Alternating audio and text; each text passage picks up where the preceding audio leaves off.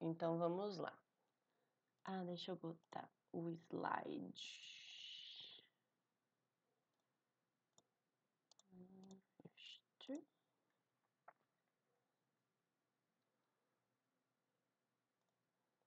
Tá aparecendo aí? Então tá. Gente, antes de tudo, né, bom dia.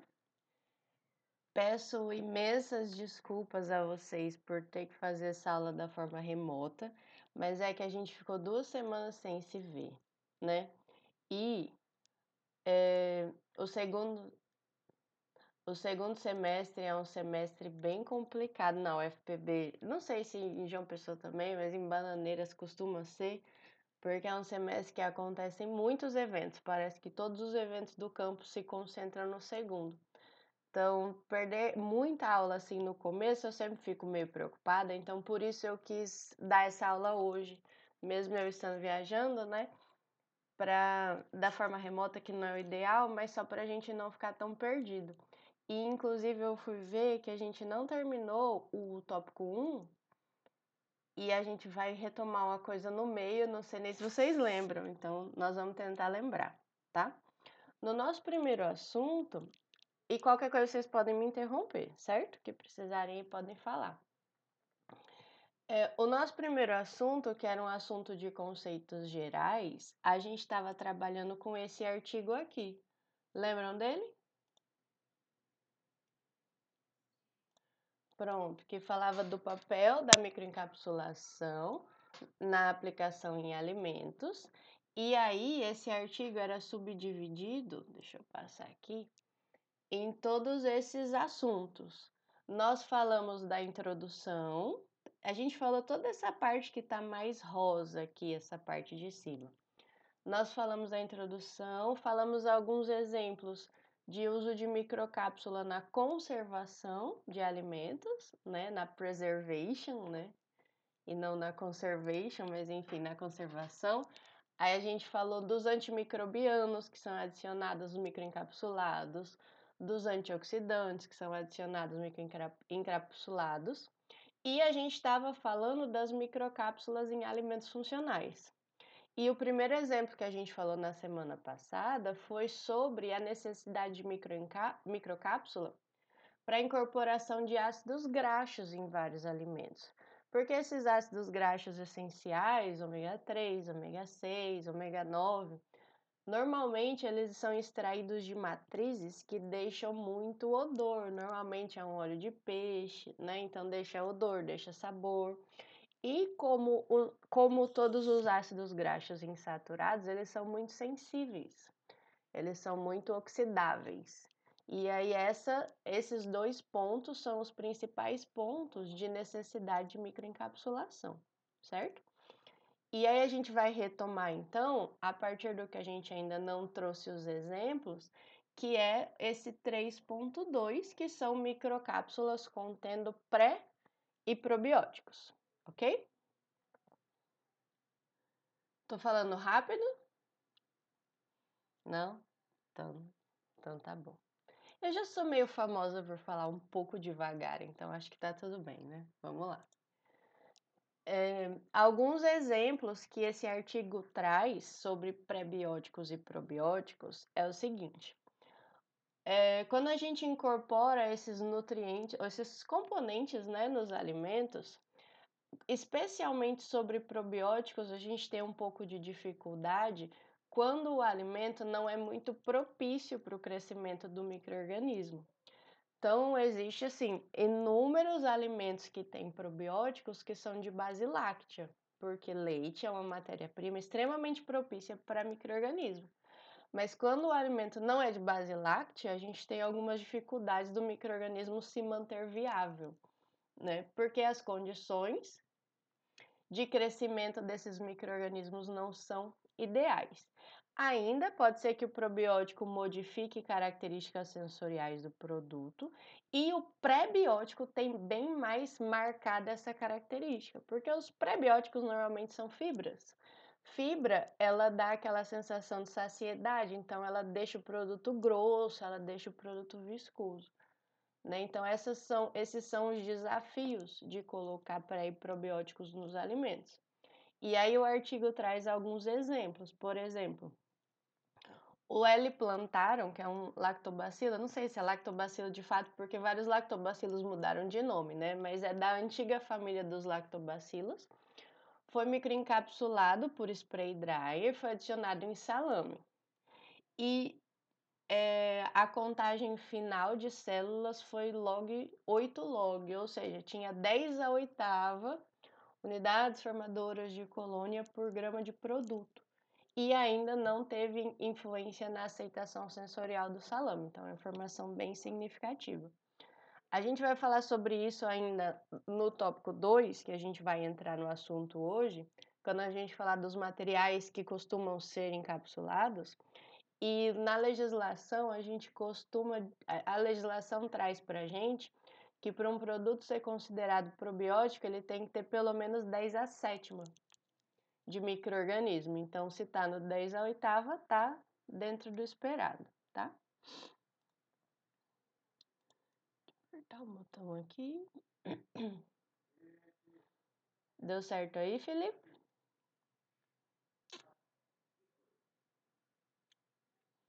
Pronto. Agora vocês vão ver maior, então, o meu slide. Demorei tanto para fazer, tem que ver grande, né? Tá tão bonitinho. Enfim, existem esses trabalhos de encapsulação de probióticos para adição em produtos carnes, por exemplo, que já não é tão comum de se adicionar probióticos. Para outros tipos de produto, para leite e derivados não costuma ser um desafio, até porque iogurtes, por exemplo, têm condições ótimas para o crescimento das famosas BAL, que são bactérias ácidos láticas, que são a maior parte dos probióticos que nós temos, mas mesmo assim tem muitos trabalhos que microencapsulam micro-organismos. Então, por exemplo, esse aqui, ó, eles encapsularam o Lactobacillus casei, shirota em goma arábica e ainda conseguiram aumentar a contagem da bactéria durante o armazenamento do produto, de 8 para 9 log, então de 10 a oitava para 10 a nona. Num pudim, por exemplo, e acima de 8 para leite achocolatado por 180 dias. Então, essa sobrevivência prolongada do micro-organismo no produto costuma ter relação com a encapsulação, tá? Mas, como eu já falei, para produto lácteo não costuma ser difícil adicionar probiótico, tanto que em produtos lácteos é muito comum adicioná-los sem microencapsulação, certo? E aí eu trouxe uma frasezinha em inglês aqui, ó, do exemplo que eles dão para cereais e derivados. E aí eles trazem, por exemplo, ó, alginate and starch beads coated with chitosan, ou seja, alginato e amido. E aí aqui até pintei de vermelho, porque bead é uma palavra que aparece muito para microencapsulação quando a gente realmente forma bolinhas. Bead é sinônimo, tá até aqui embaixo, ó. É conta, miçanga, é aquela coisa bem redondinha que a gente produz, né? Que é o modelo ideal que a gente fala de microencapsulação. Então, são as pequenas esferas. Acho que eu mostrei para vocês, quando a gente se encontrou a última vez, uma pessoa gotejando e formando as bolinhas de alginato quando ele precipita numa solução específica. Então, existem alguns materiais que a gente consegue fazer essas bolinhas. E aí, para essa situação, o termo técnico que se usa é bead. E aí vocês vão ver vários artigos de microencapsulação que vão trazer essa palavra, tá? Que aí vai formar uma bolinha bem bonitinha e bem definida, certo? Então, eles fizeram essas bolinhas de alginato e amido e ainda cobriram com quitosana, então um monte de carboidrato aqui para microencapsular, 3 carboidratos diferentes, e isso mantém the viability of L. acidophilus and L. casei 4 days after baking. Então, mantém a viabilidade de Lactobacillus acidophilus e o casei 4 dias após o assamento.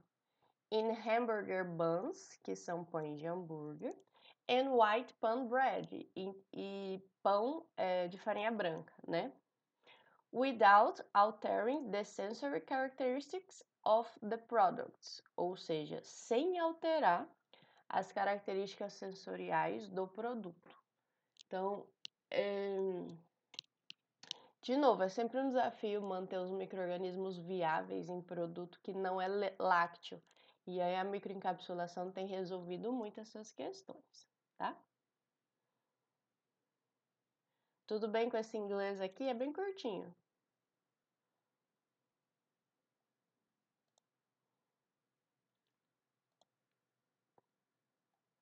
Então tá. Aqui, ó, até trouxe uma foto de um outro artigo. Aqui é licopeno, que é um pigmento que tem função antioxidante, por exemplo, no nosso organismo. É o pigmento de alguns vegetais vermelhos, goiaba, melancia, tomate, as pimentas também, tá? E esse trabalho aqui, a pessoa encapsulou licopeno com alginato, que é o que a gente citou agora há pouco, ou a pectina, que é uma goma também presente em várias frutas, né? Tem muita pectina em maçã e outros vegetais. E esse licopeno eles obtiveram de melancia. E aí eles fizeram as fotos desses beads. Vejam a palavra bead aqui, ó. Aqui é a letra C e a letra D. Então, os dried alginate beads, então são as esferas de alginato secas, e a D são as esferas de pectina secas, tá?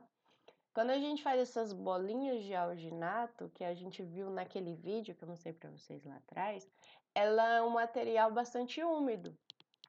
É uma bolinha, parece uma gelatinazinha, sabe? Parece uma balinha de goma, na verdade, só que a gente faz ela bem pequenininha. E aí muita gente seca ela depois de formar a bolinha para aumentar a estabilidade, para facilitar a embalagem, por várias questões. E aí nos trabalhos a gente encontra ela tanto úmida quanto seca. E aí aqui essas fotos eles tiraram dessas bolinhas secas. E vejam vocês que realmente tem essa característica de bolinha, de miçanga mesmo, bem marcada, tá? Não são microcápsulas assim, com uma forma estranha, são microcápsulas com uma forma bem definida. E eu não sei se vocês estão vendo aí, mas aqui, ó, dá para ver a escala. Então, cada pedacinho desse, ó, ou na verdade, cada trecho desse é 1 milímetro, então nem é uma cápsula tão pequena. Lembrando que 1 milímetro tem 1000 micrômetros, certo? Então, isso aqui dá quase 1000 micrômetros de comprimento, de diâmetro, né? Esses beads, essas esferas de microcápsulas acabam sendo um pouco maiores, tá? E bem visíveis também.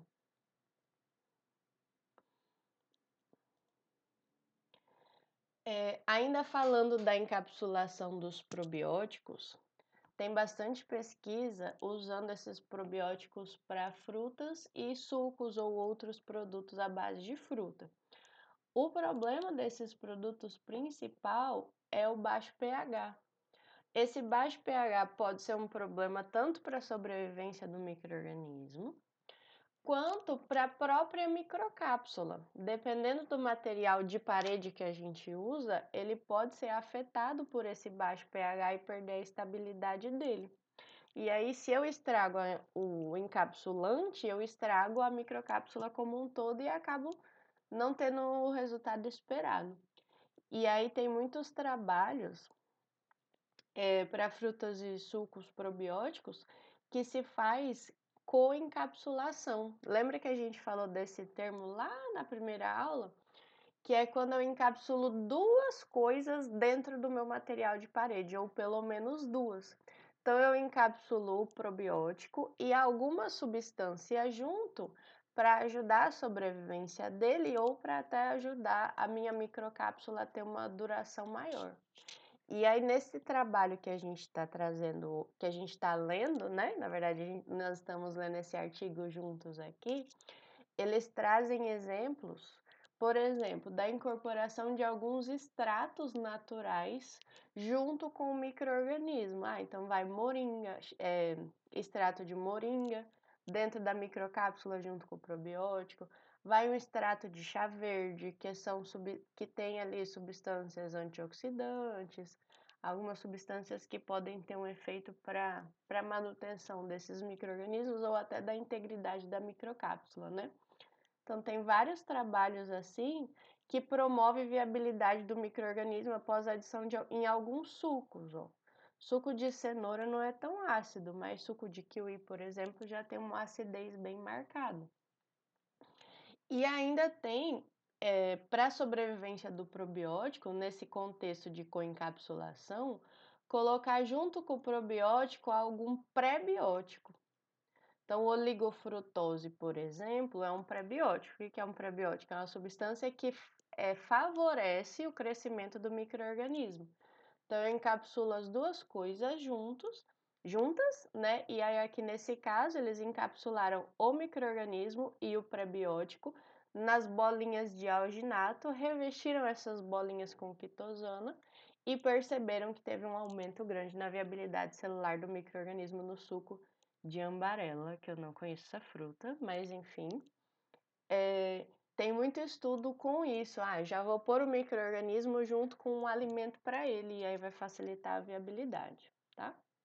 E o artigo também cita por cima outros produtos, como cervejas probióticas, por exemplo, na qual também se adiciona o micro-organismo microencapsulado, porque também a cerveja,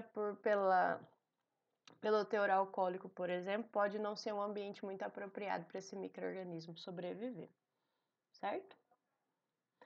E aí, a gente está falando ainda dos alimentos funcionais, mas agora a gente já vai mudar o subtópico, porque a gente estava falando de pré e probióticos. Agora a gente vai falar dos alimentos funcionais com microcápsulas de antioxidantes, certo? Então, eu não sei se vocês se lembram, eu tô tentando lembrar também, porque já faz vários dias que a gente não se vê, né? Acho que nós ficamos 2 semanas, então praticamente um mês que a gente não se encontra. Mas lá atrás, quando a gente começou a trabalhar com esse artigo, a gente falou da conservação dos alimentos e do uso de materiais encapsulados que promovem conservação.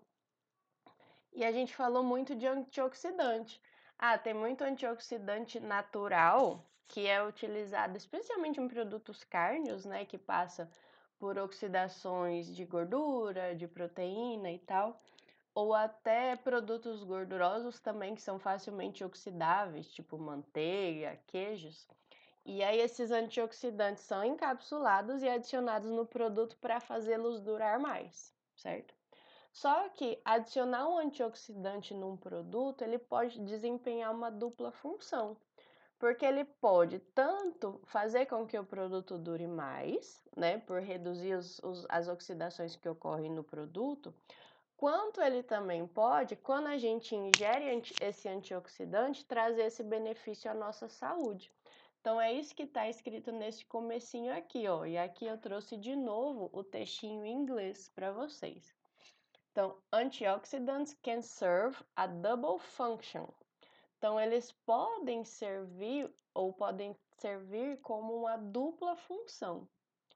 To preserve the product or to have a beneficial effect on the consumer. Então, preservar o produto ou ter um efeito benéfico no consumidor, tá? When a certain antioxidant content remains in the finished product, ou seja, quando uma certa quantidade de antioxidante se mantém no produto final, tá? Então, se eu tenho um antioxidante ainda no produto final, ele pode tanto fazer o meu produto ter uma conservação maior, quanto trazer benefício para o consumidor.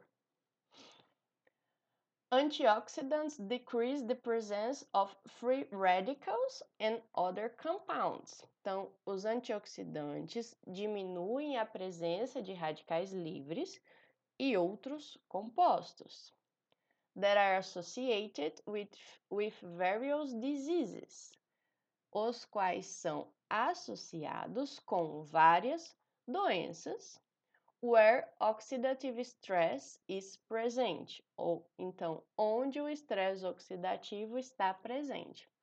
A gente fala muito nessa questão de prevenir doenças, mas o exemplo principal que a gente fala que deixa todo mundo feliz é retardar o envelhecimento, né? Mas os antioxidantes atuam na prevenção, a gente acaba tendo menores chances de ter algumas doenças, como algum tipo de câncer, hipertensão, diabetes e outras doenças que são as crônicas não transmissíveis, né? Mas também é só falar que deixa a pessoa mais jovem, que a pessoa já tem bastante interesse. E aí, então, a função da microencapsulação desses antioxidantes. The incorporation of polyphenols as a source of antioxidants for the consumer. Então, a incorporação dos polifenóis como uma fonte de antioxidantes para o consumidor can provide undesirable flavors or shorten their shelf life when interacting with light or with the components of the food matrix. Nossa, falei muito, né? Então vamos de novo. Vou bem devagarinho em português, tá? A incorporação de polifenóis como uma fonte de antioxidantes para o consumidor pode gerar ou pode prover, né, sabores indesejáveis e encurtar sua vida de prateleira quando interagem com luz ou com os componentes da matriz do alimento, in which they are incorporated, nos quais eles são incorporados, certo? Então vejam, ó, the microencapsulation of catechin, a polyphenol present in several products, ou seja, a microencapsulação de catequina, um polifenol presente em vários produtos, such as green tea, grapes, and cocoa, has been reported to have health benefits. Então, a microencapsulação de catequina, um polifenol presente em vários produtos, como chá verde, uvas, cacau, tem sido relatado ou reportado em ter benefícios à saúde. Então, microencapsulation helps maintain stable health compounds. A microencapsulação ajuda a manter estáveis compostos de saúde, such as anthocyanins, even after a thermal process, como as antocianinas, mesmo após um processamento térmico. Então, são muitos desses compostos naturais que são utilizados como antioxidantes que são muito sensíveis, e aí a microencapsulação vem para tentar resolver esse problema, tá? Isso é algo que a gente vai falar muito nessa disciplina. Porque tem muito estudo, e esse é o que a gente mais vê sobre microencapsulação de compostos naturais, que apresentam várias questões de sensibilidade, tá? E aí, ó, para alguns exemplos que esse artigo traz de alimentos funcionais nos quais são adicionados esses antioxidantes, por exemplo, tem para leite e derivados, tem trabalhos de encapsulação da catequina mesmo, que é do chá verde, né, o de uvas, encapsuladas em ciclodestrina, que é aquela que eu gosto muito, já falei para vocês do meu trabalho de mestrado. Esse material encapsulado foi adicionado em iogurte e leite, e a catequina, ó, teve o seu sabor mascarado, já que ela tem um sabor desagradável, e manteve 82% do composto após digestão. Então, isso é muito importante. Se esses compostos, para eles trazerem esse efeito antioxidante, eles precisam chegar no nosso intestino. Então, eles têm que sobreviver a todo o caminho que eles percorrem dentro do nosso organismo, né? Outros exemplos que o artigo traz para cereais e derivados, então eles encapsulam um extrato de bagaço de cereja, e aí aqui já vem um outro ponto bastante importante para a pesquisa, que é trabalhar com resíduos. A gente tem visto muito trabalhos que valorizam os resíduos, então em vez de fazer um extrato da cereja, se faz um extrato do bagaço da cereja. E aí encapsulam esse bagaço em whey protein, que é a proteína do soro, né? E aí cereja, como todas as frutas vermelhas, ela tem bastante antocianinas. E aí essa encapsulação preveniu a perda das antocianinas durante o processo e ainda preservou a capacidade antioxidante do extrato no produto. Ela foi adicionada em cookies. Então a gente, possivelmente eles prepararam esse extrato, fizeram algumas análises de potencial antioxidante. A gente faz várias aqui aí no nosso laboratório em Bananeiras. DPPH, BTS, FRAP, né? E daí fizeram a encapsulação, usaram essa microcápsula no produto e mediram esse potencial novamente. E aí dá para fazer o produto com o extrato puro e com o extrato encapsulado, você mede o potencial antioxidante dos dois e tem um resultado bastante significativo, tá? E o artigo também traz outros benefícios funcionais dessas microcápsulas, porque aí a gente já vai mudar de assunto, né? Que a gente ainda está falando de alimentos funcionais. Vejam só, fala-se muito da microencapsulação da lactase para adicionar no leite. Vocês sabem que várias pessoas têm problema com leite por conta da intolerância à lactose. Então, quando a gente consome o leite com lactose, nós temos uma enzima, a lactase, também chamada de beta-galactosidase, que quebra a lactose em glicose e frutose, né, eu acho. Não, glicose e galactose. Enfim, quebra a lactose e aí a gente não tem nenhum problema intestinal por conta dessa quebra da lactose. Mas as pessoas intolerantes não têm essa enzima. E aí tem muita gente que tem intolerância que na hora que eles vão consumir um produto lácteo, eles tomam um comprimidinho que é justamente um comprimido dessa enzima, né? Para não ter problema com o produto lácteo. E aí, a microencapsulação dessa enzima para adição no produto tem sido algo bastante estudado. Por que microencapsulá-la? Se você não microencapsular ela, você vai colocar ela no leite e ela já vai fazer toda a quebra da lactose. E aí não é interessante um produto já com a lactose toda quebrada, porque ele fica muito doce por conta dessas glicoses livres. E também essa enzima ela é um pouco instável. Então a microencapsulação dela faz com que ela tenha cadê meu mouse? Um controle de liberação. Então ela vai atuando aos poucos, né, no produto, não vai deixando esse produto muito doce. Ela também não vai hidrolisar com facilidade, a enzima vai ter uma duração maior, ou seja, nesse trabalho que eles trazem de exemplo, retém mais de 80% da enzima após 12 dias de refrigeração do leite. Então, é um exemplo de microencapsulação de uma proteína, na verdade, que é uma enzima, para ainda manter essa funcionalidade do leite em termos de ter menos lactose, digamos assim. E aí vem o grande assunto do artigo, que é a microencapsulação para substituição de gordura. Tá tudo bem? Vocês estão me acompanhando?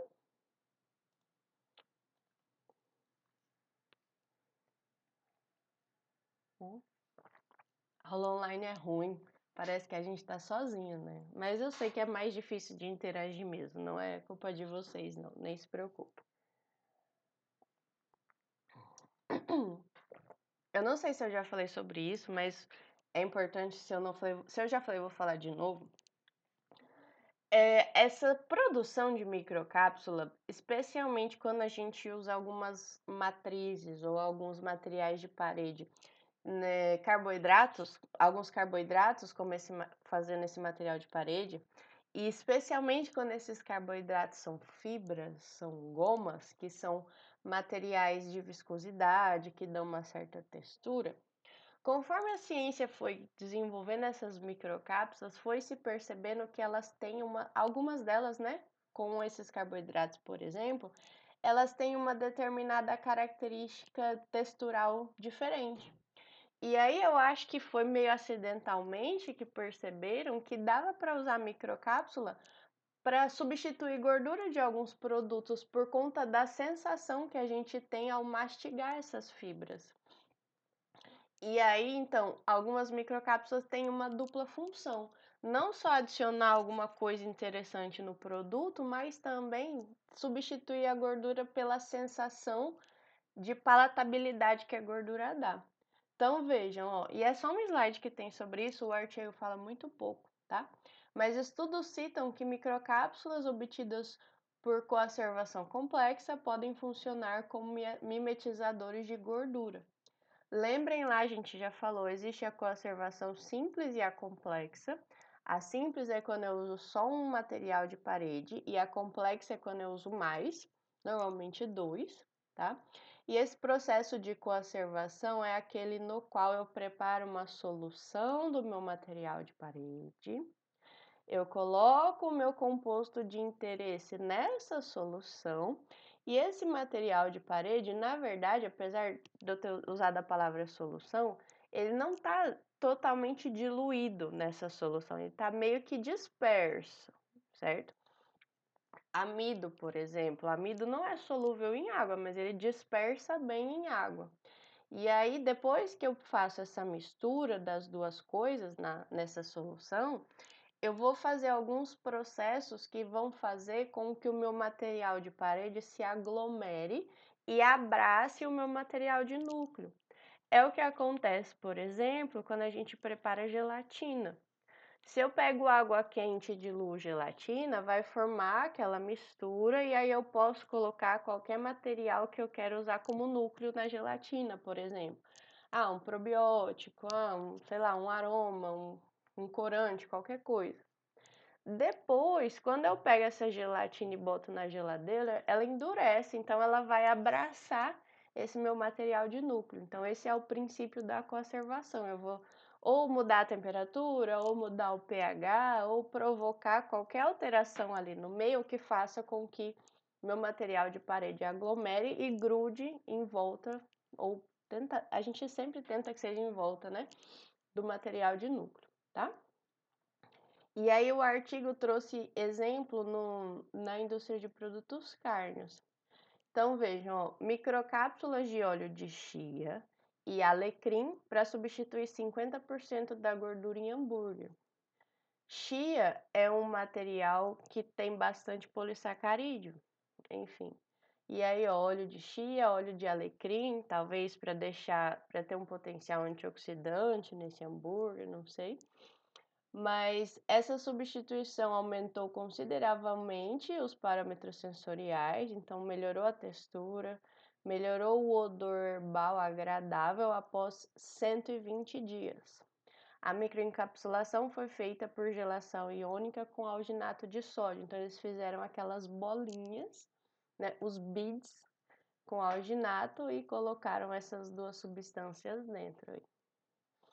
E aí, de novo, é a sensação que a gente tem de mastigar essas microcápsulas que nos fornecem essa sensação de substituto de gordura, porque a gordura, como vocês sabem, ela é responsável pela palatabilidade dos alimentos. Aquela sensação de preenchimento da boca, de saciedade a gente tem com a gordura. E aí, então, já puxa o gancho para o último assunto que esse artigo traz, de aplicação das microcápsulas para melhora de características sensoriais. E essas características sensoriais podem ser diversas, Como substituto de gordura, que a gente acabou de falar, vai melhorar um pouco a textura do produto, por exemplo. Mas eu posso microencapsular corante só para ele ter uma cor mais bonita. Eu posso encapsular aromas para eu ter uma liberação de aroma mais prolongado e tudo mais. E são esses exemplos que o artigo traz. Então vejam, ó, vários tipos de microcápsula têm modificado a textura, aparência, sabor e cor dos produtos. Então, em carnes, por exemplo, microcápsulas de maltodestrina contendo extrato de jabuticaba, e vejam que não tem a palavra em inglês para jabuticaba, pode ser usado como substituto de corante ou diminuir a concentração do corante requerido quando aplicado em 2% em salsichas frescas. E adicionalmente tendo benefícios como antioxidante e antimicrobiano. Quando as pessoas falam de substituir corante de salsicha, eu não sou muito a favor, porque para fazer salsicha normalmente se usa urucum, né, que é o que vem do colorau, que é um corante natural que tem essas funções também. Mas enfim, às vezes lá onde a pessoa mora, a salsicha é feita com corante artificial, né? E aí é algo que pode ter uma relevância maior. Mas enfim, esses pigmentos naturais, quando eles substituem os artificiais, por exemplo, eles não só pintam, mas eles trazem outras funções importantes, antioxidante, antimicrobiana e previne várias possibilidades de prevenção de várias doenças, né? Outro exemplo para carnes aqui, ó. Esse Lactobacillus rhamnosus, que o nome dele já é Lactobacillus, microencapsulado numa mistura de polímeros, então usaram alginato, goma gelana, gelatina, frutoligosacarídeos e peptídeos, numa concentração de probiótico de 10 a 7, que é o necessário, né, para o produto ser considerado probiótico, utilizando a técnica de extrusão e adicionado como cultura starter num produto fermentado, promove um aumento na concentração de compostos voláteis com qualidades sensoriais favoráveis. Então, aqui acaba sendo um bônus, né? Eles microencapsulam o micro-organismo para colocar num produto fermentado. Aqui, como produto carne, provavelmente um salame, por exemplo. E aí eles conseguem fazer com que o probiótico seja viável e ainda, de quebra, ele acaba melhorando algumas características sensoriais, que é bastante importante.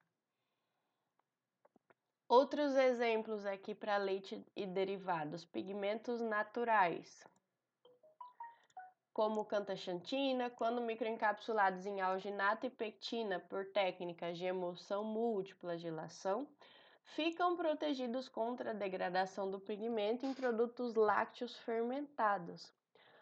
Um desafio muito grande de se usar um corante natural num produto é que na hora que você põe, tá lindo. Meia hora depois ele tá feio, ele perde a cor, ele é amarelo, ele escurece, ele vai mudando essas características.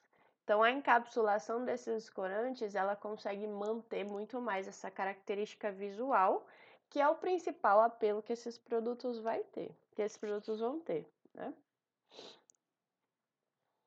Outro exemplo aqui, incorporar microcápsulas desses dois micro-organismos, que são protegidos usando alginato e quitosana, método de extrusão-gelação, melhora o aroma e o sabor do produto. Então, esses micro-organismos são normalmente adicionados no iogurte para sua produção, mas eles microencapsulados ainda conseguem melhorar essas características sensoriais.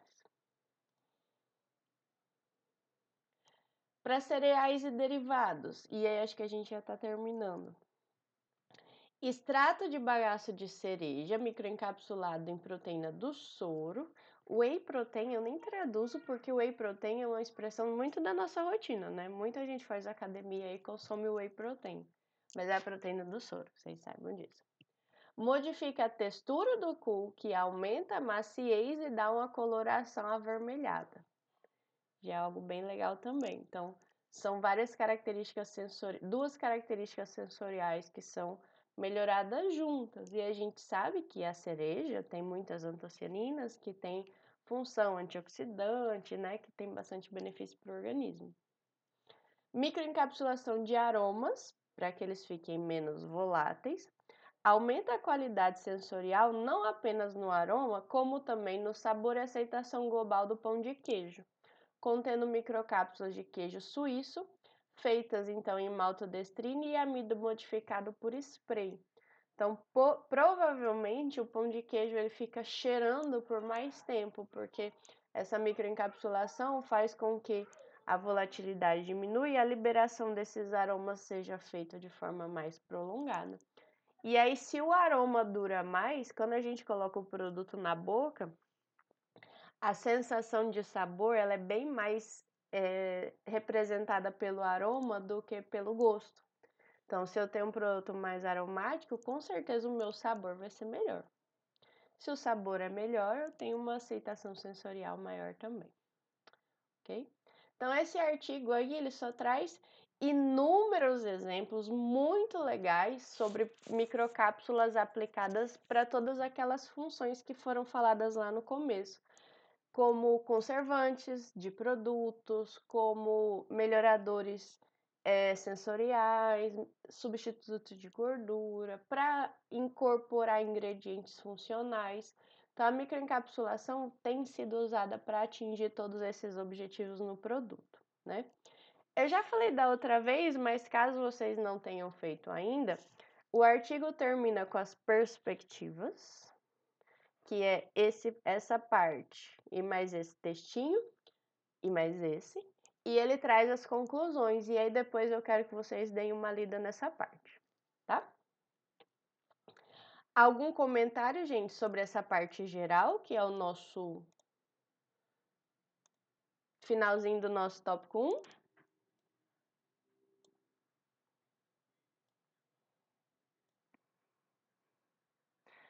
Agora eu quero comer muitas coisas, né? Na hora que eu pensei nos cookies coloridos, eu falei, ai meu Deus, deve ser muito bom.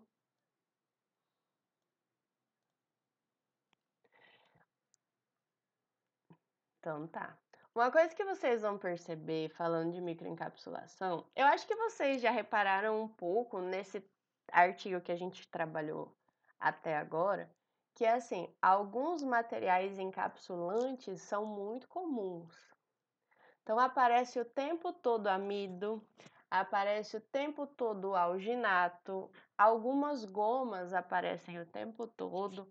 Ah, goma gelana, goma, uma que aparece muito, goma arábica.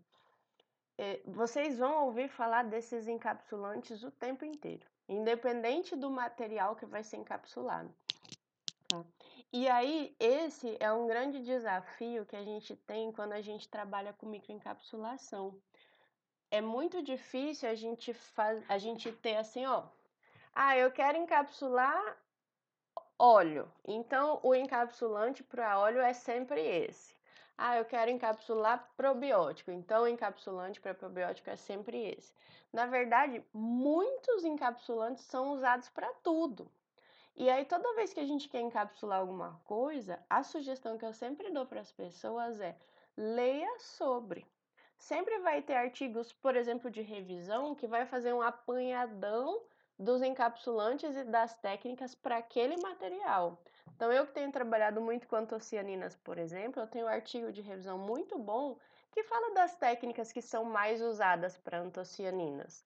E aí, mas assim, o tempo todo vai aparecer uma variedade muito grande de encapsulantes só para antocianinas também. Então, tudo é possível, tá? Tudo é possível. E aí, tendo dito isso, a gente vai entrar no nosso tópico 2, que é o tópico que fala dos materiais encapsulados e encapsulantes. Quando eu falo sobre esse assunto de forma rápida, assim, numa palestra, em algo curtinho, o que eu trago para as pessoas normalmente são esses 3 slides que eu vou passar para vocês aqui, ó. Então, primeiro, quais os materiais que a gente costuma encapsular, ou quais os materiais que são mais relatados na literatura como materiais encapsulados. A ideia é sempre trabalhar com ingredientes ou com moléculas que dão aos alimentos essas características de funcionalidade. Já falei para vocês uma vez e vou repetir. Não tem por que a gente encapsular coisa baratinha, coisa que não tem muito valor de mercado. Ah, não tem por que eu encapsular uma gordura saturada, por exemplo, porque isso não a tecnologia de microencapsulação, ela encarece o meu produto. Então, se eu estou fazendo uma tecnologia a mais para encapsular uma coisa, isso tem que ter uma aplicação um pouco mais nobre, tá? Então, os ingredientes que se costumam encapsular são vitaminas, aminoácidos, óleos essenciais, aromas, alguns edulcorantes específicos, corantes, alguns conservantes, enzimas, peptídeos bioativos, micro-organismos probióticos, entre outros.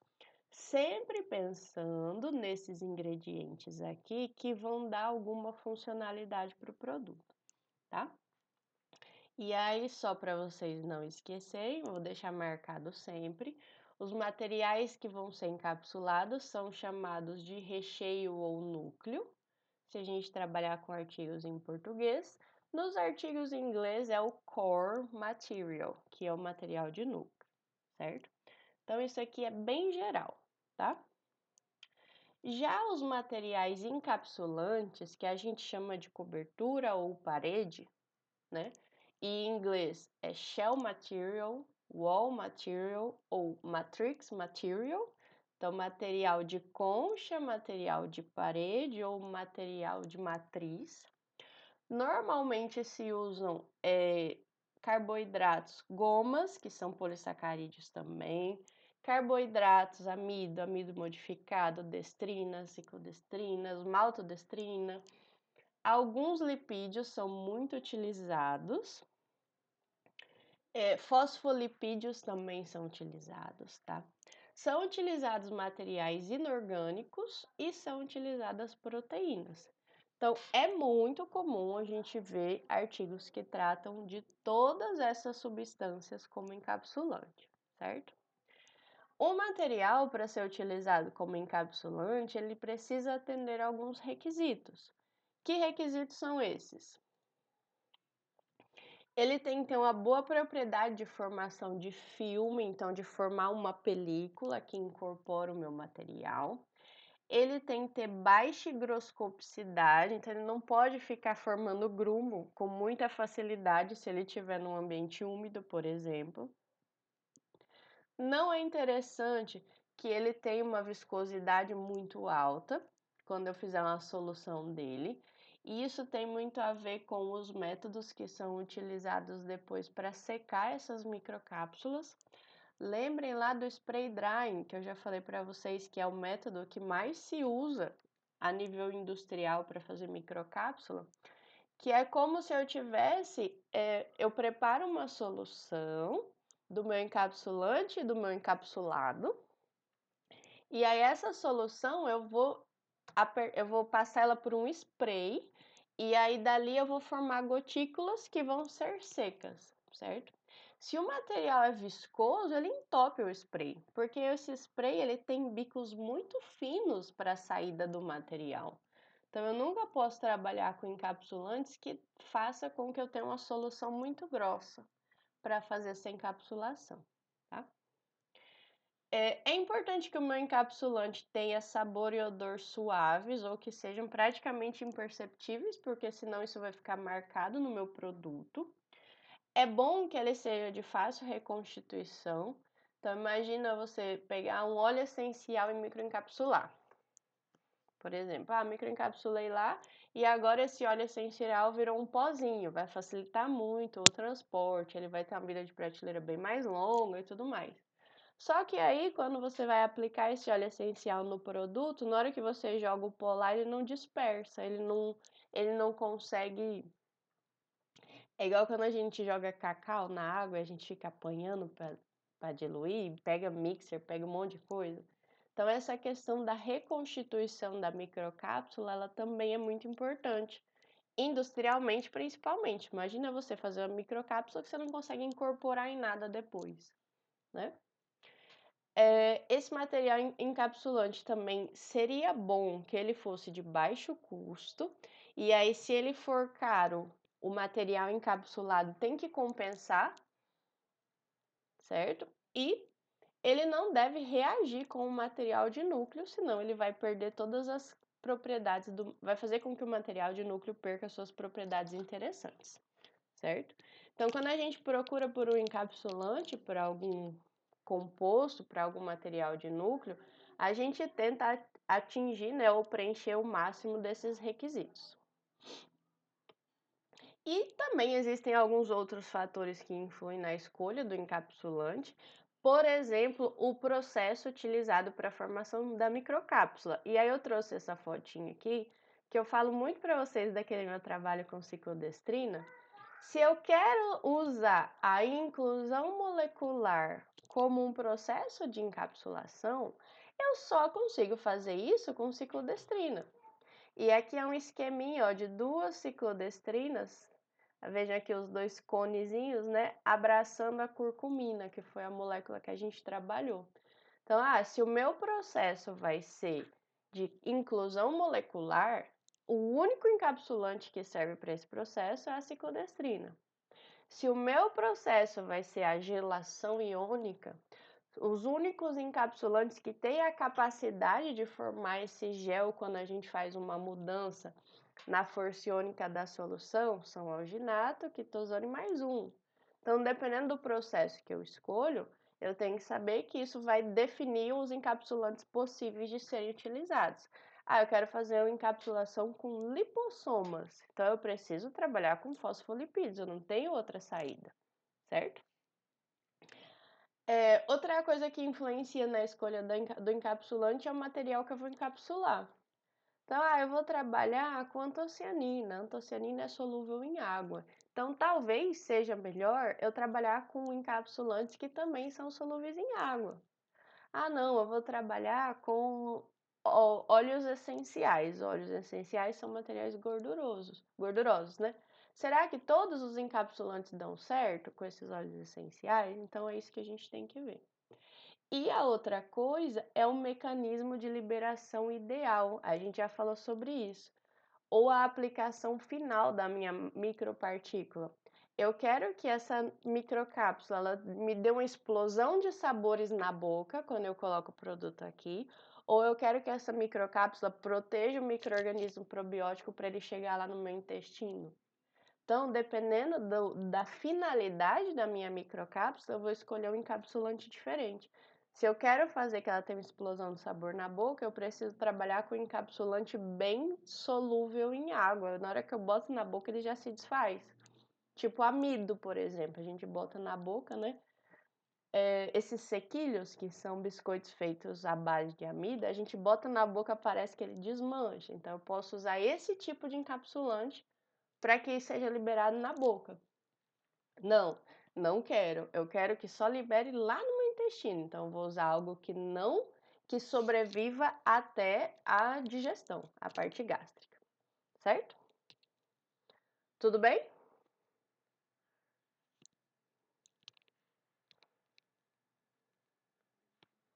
Então, falando sobre encapsulantes e encapsulados, a gente vai trabalhar com um segundo artigo hoje, e é um artigo muito interessante. Sugiro que vocês. Alguns artigos que eu cito, eu sugiro que vocês guardem numa pasta da disciplina e depois tirem um momento para ler sobre eles, ou pelo menos alguns trechos, que são artigos que trazem muita informação relevante sobre a arte da microencapsulação, tá? Esse artigo ele é muito bom, ele é de 2018, já não é tão novinho, mas ele é bem legal. E o que ele faz é dividir o artigo em encapsulados. Então, ele vai falar de todos os encapsulantes ou métodos para um grupo de encapsulados e assim sucessivamente, tá? Hoje eu trouxe tudo em português, porque eu sabia que ler inglês é legal quando a gente tá junto, né? Quando a gente tá separado é meio chato. Mas enfim, tá aqui o título do artigo. Essa revista é uma revista A1 na nossa área, então é uma revista muito boa, certo? E aí ele fala da microencapsulação de ingredientes ativos em alimentos funcionais, do estágio de pesquisa à comercialização desses alimentos. E aí ele até cita assim em que nível nós estamos em termos de mercado, porque a gente fala da microencapsulação como se fosse uma coisa, nossa, quase ninguém faz, mas a gente já tem muito produto encapsulado sendo vendido aí no mercado, certo? Então esse vai ser o artigo que a gente vai trabalhar nesse tópico 2, o nosso principal artigo. O resumo do artigo é dividido em 3 pedacinhos. Ele fala do histórico, ele fala do escopo e da abordagem e ele termina com as principais descobertas e conclusões. De novo, é um artigo de revisão, tá? A gente vai falar de artigo de revisão até o tópico 3, que é quando a gente vai falar dos métodos. E aí, depois que a gente falar um pouquinho de alguns métodos, aí a gente vai entrar para os artigos de pesquisa mesmo, que a gente traz a metodologia, o resultado e as discussões, tá? Então, veja. O histórico. 12 categorias de ingredientes ativos foram reconhecidas por melhorar a saúde. Eles são, até certo ponto, suscetíveis a certas condições, como calor, luz e pH baixo. Para reduzir sua suscetibilidade e atingir liberação controlada no local-alvo, várias estratégias de microencapsulação têm sido introduzidas.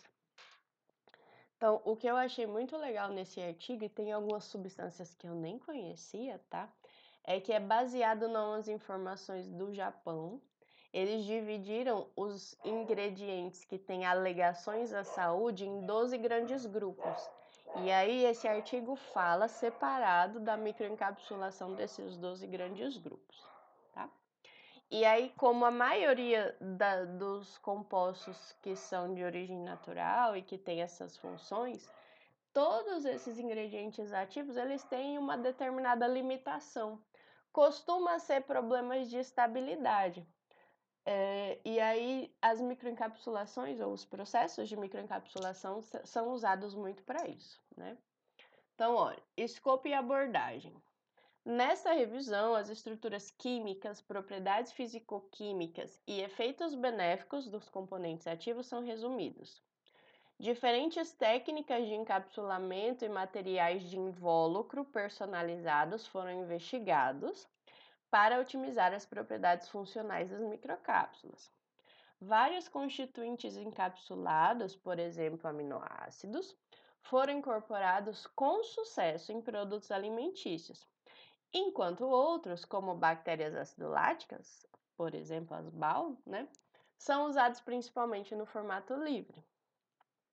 Encapsular alguns desses ingredientes ativos estenderá sua capacidade de suportar condições de processo, como calor, cisalhamento, e prolongará sua estabilidade na prateleira.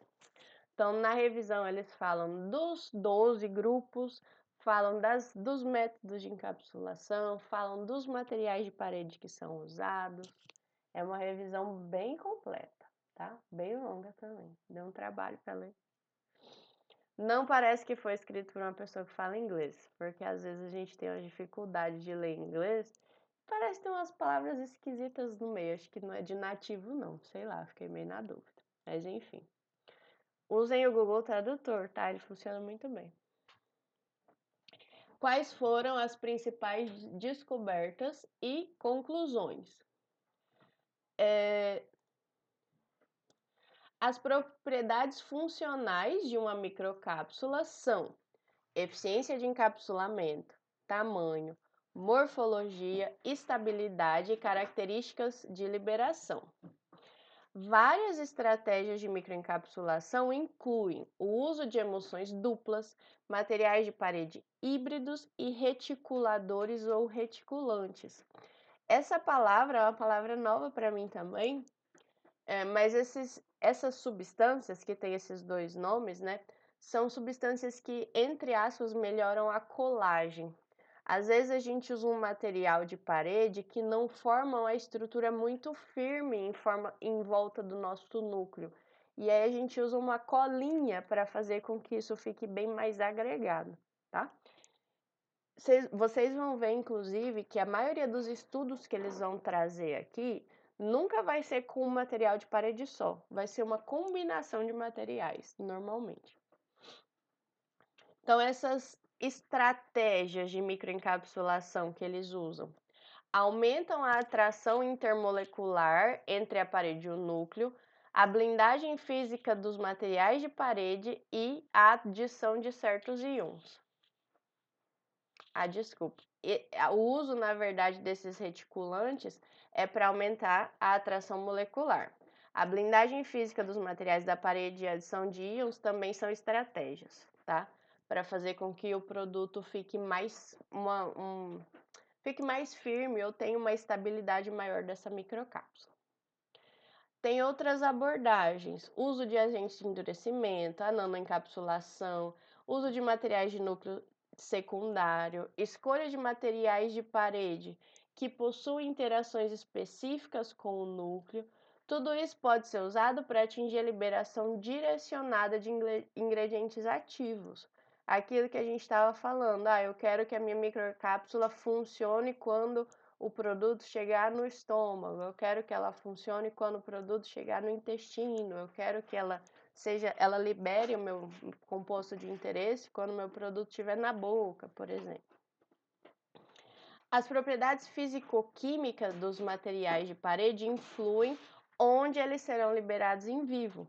Uma estratégia adequada de microencapsulação de ingredientes ativos, portanto, expandirá suas aplicações na indústria de alimentos funcionais. Tem uma coisa que é muito importante a gente falar aqui, que é o seguinte: toda vez que a gente pensa em microencapsular uma coisa, primeiro a gente define a coisa, né? O que eu vou encapsular? Eu vou encapsular uma antocianina, por exemplo. A primeira pergunta que a gente tem que responder é: por que eu quero encapsular a antocianina? O que eu espero que aconteça se eu encapsulá-la? Porque aí, eu quero encapsulá-la para que ela faça com que o meu produto tenha uma cor mais duradoura. Não, eu quero encapsulá-la porque eu quero que ela fique mais fácil de ser aplicada.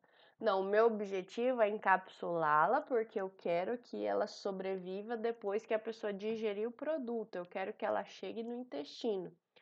Esses objetivos, eles precisam ser tratados, eles precisam ser definidos lá no começo.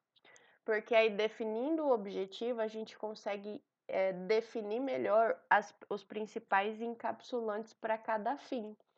Nem todo encapsulante vai funcionar bem para tudo.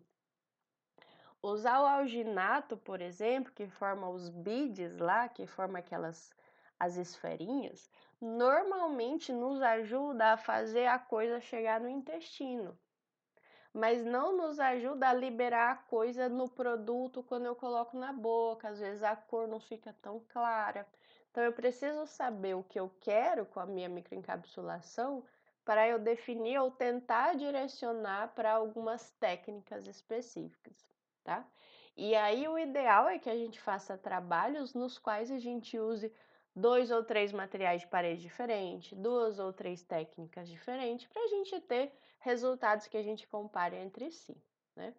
Ou se a gente não consegue fazer isso, que a gente se baseie num trabalho, e aí é uma coisa que eu fiz, por exemplo, eu peguei um trabalho que fez algo parecido com o meu, que publicou numa revista muito boa na época, olhei para aquele trabalho e vi o que eu posso fazer além do que essa pessoa fez, para que a gente consiga fazer um trabalho que a gente já tem um resultado esperado, né? Mas a gente possa também ter uma boa publicação. No caso, no meu exemplo, tinha um artigo publicado na mesma revista que eu publiquei o meu depois, que ele encapsulava curcumina com 3 diferentes matrizes. E aí ele avaliava a estabilidade dela, avaliava a solubilidade, algumas coisas. Eu não tinha como usar várias matrizes, eu só podia usar uma. Então, o que eu fiz? Com a minha matriz, eu usei vários métodos de encapsulação. E aí eu analisei a estabilidade também, e o que eu fiz a mais foi usar uns estudos para avaliar a cápsula, a estrutura da cápsula, que foi o que diferenciou o meu artigo daquele, por exemplo. A gente tenta fazer mais ou menos dessa forma, né? Achar alguns caminhos para fazer algo diferente que tenha valor também. Bom,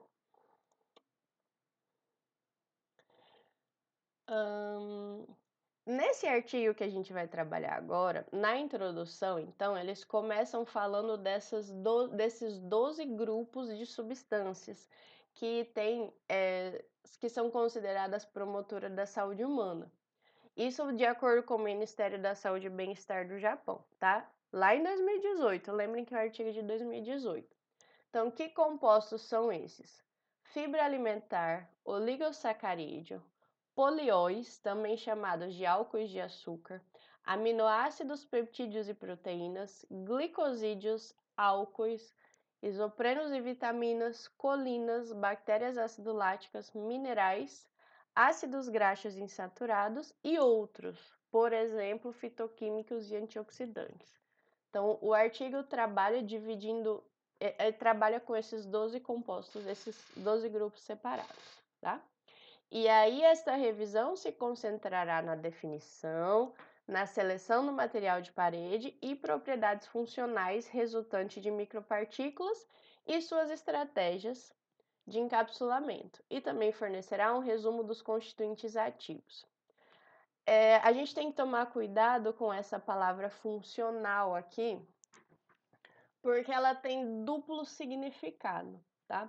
Quando eu falo de um alimento funcional, por exemplo, ou do ingrediente funcional, vocês já sabem o que é. É um ingrediente que, além de nutrir, ele vai me trazer outros benefícios à saúde, como auxílio na prevenção de doenças, tudo mais. Mas quando a gente estuda materiais, às vezes a gente também encontra esse termo propriedade funcional, tratando exatamente do funcionamento desse composto. Então, como é que ele funciona em termos de absorção de água? Como é que ele funciona em termos de estabilidade? Então, aqui a gente também tem essa palavra funcional para estudar o material em si, tá? Cuidado, porque é exatamente a mesma palavra, mas ela pode ter aplicações diferentes, certo?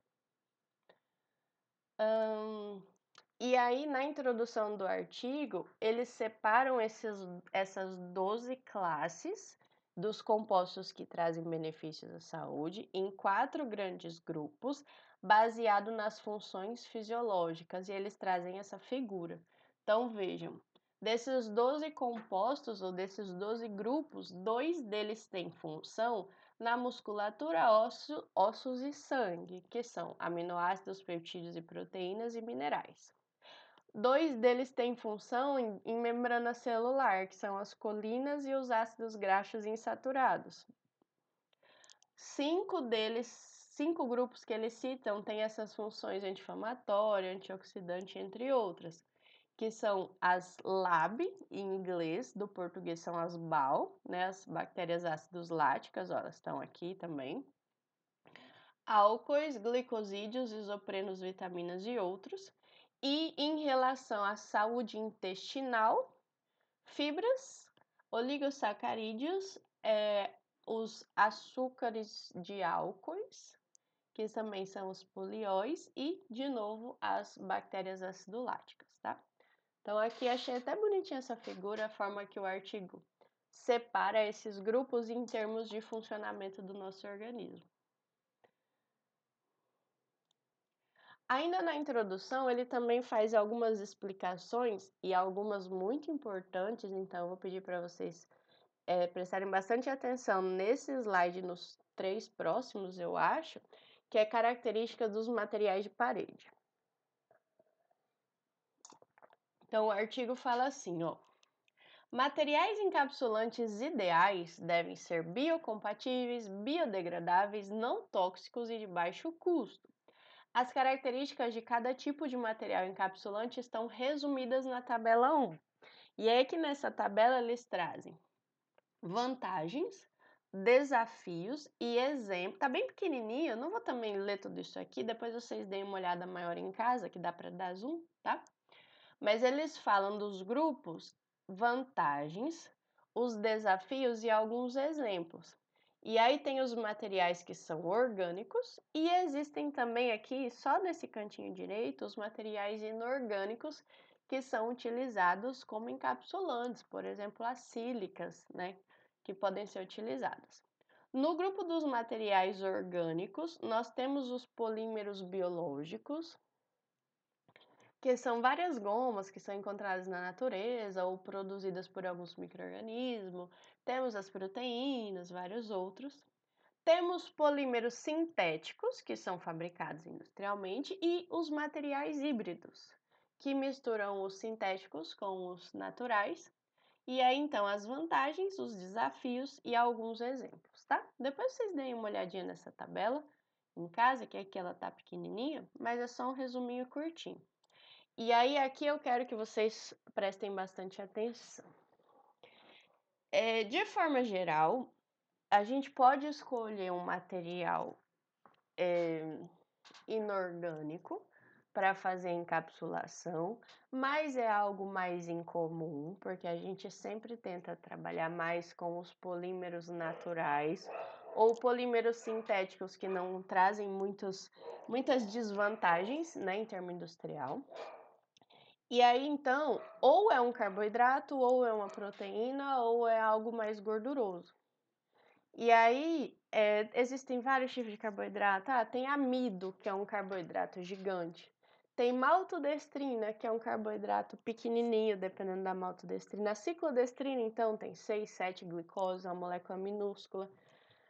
Mas a gente tem, então, materiais proteicos, gordurosos e da forma de carboidrato para encapsulação, e aí tem algumas particularidades.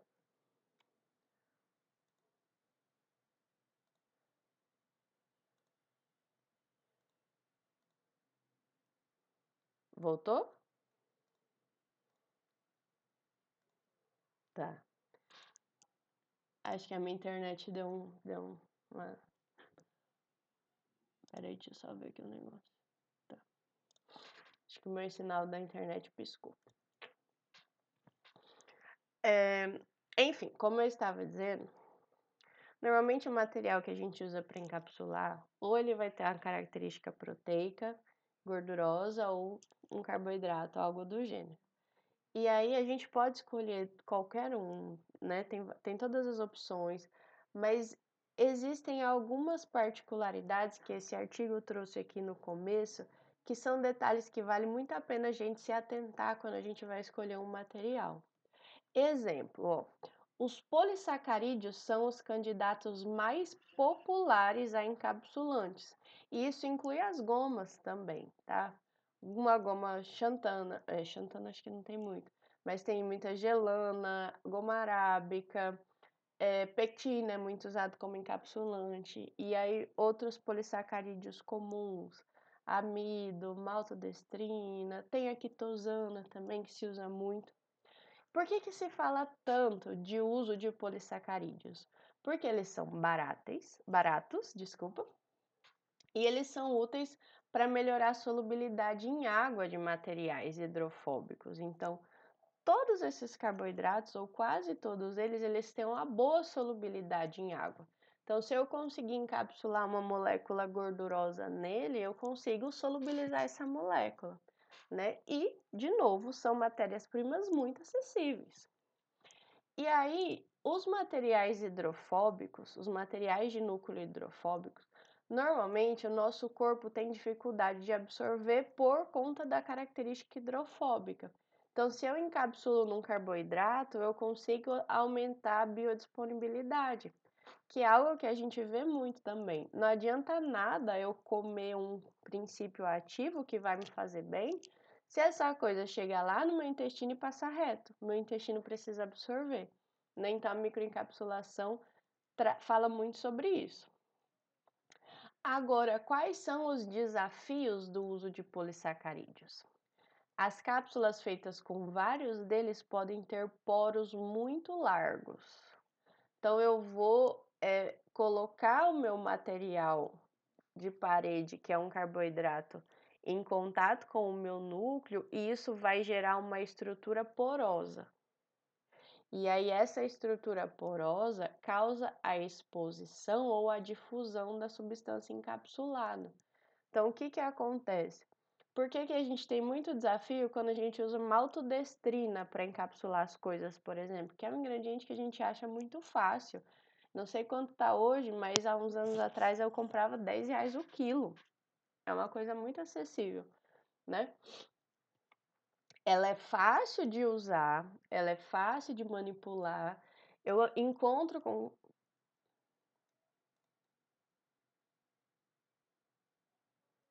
Eita, tá travando, é?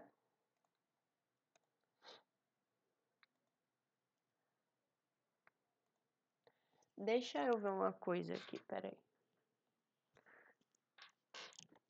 Eu vou só abrir uma porta, só um minuto.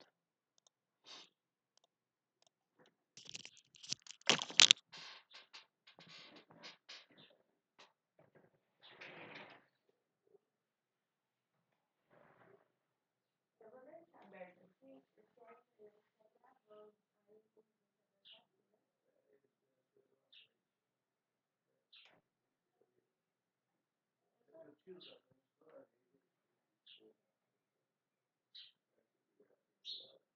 É possível, eu vou deixar a porta aberta também. Pode ser que melhor assim.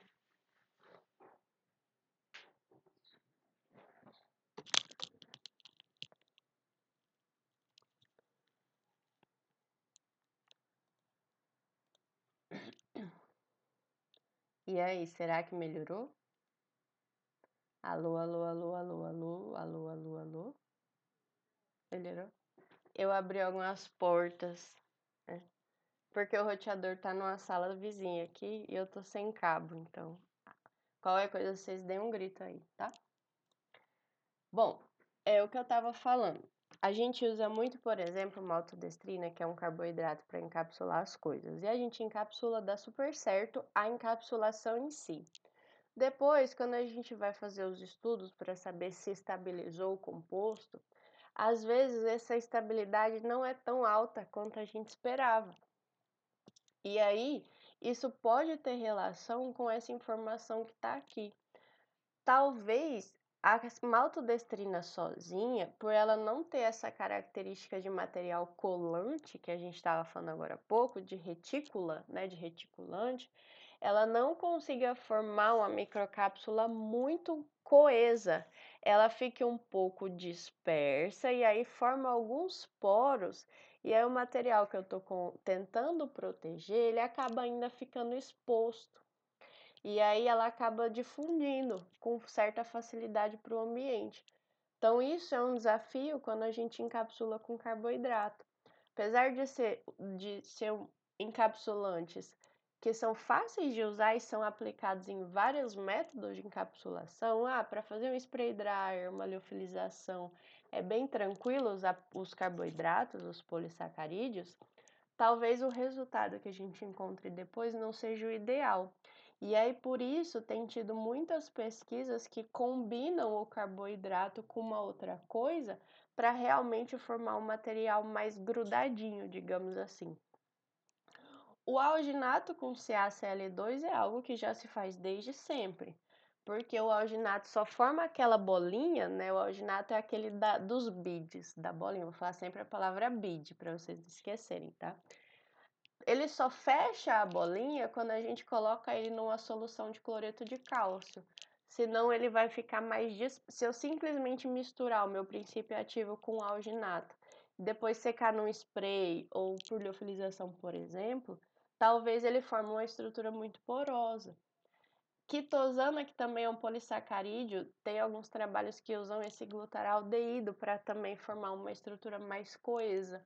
E aí, essa estrutura mais coesa, eu consigo interagir mais o núcleo com o material de parede. Essa interação, ela é muito importante também quando a gente fala da liberação, que eu vou falar já já, tá? Então, lembrem bastante desses 2 ou 3 slides que vêm agora. Eles são bem importantes quando a gente fala da escolha do material. Ó, o segundo ponto que traz aqui é para redução de higroscopicidade. Não é bacana a gente fazer uma microcápsula e depois essa microcápsula, que normalmente vai estar em pó, ficar formando grumo, assim, quando o material ficar em contato com a umidade. Eu quero fazer uma microcápsula estável, não quero ficar guardando ela num dessecador, não quero ter que ficar guardando ela congelada. Ou eu não quero precisar comprar um material de embalagem caro para que eu guarde essa microcápsula e ela fique num pozinho solto, né? Então, se eu quero uma microcápsula que não tenha tanta higroscopicidade, que é o ideal, normalmente eu vou usar encapsulantes com alto peso molecular. E aí vem a diferença de novo de eu usar. Eu tô falando muito isso porque eu faço muito microcápsula com maltodestrina, mas ela tem muitos desafios.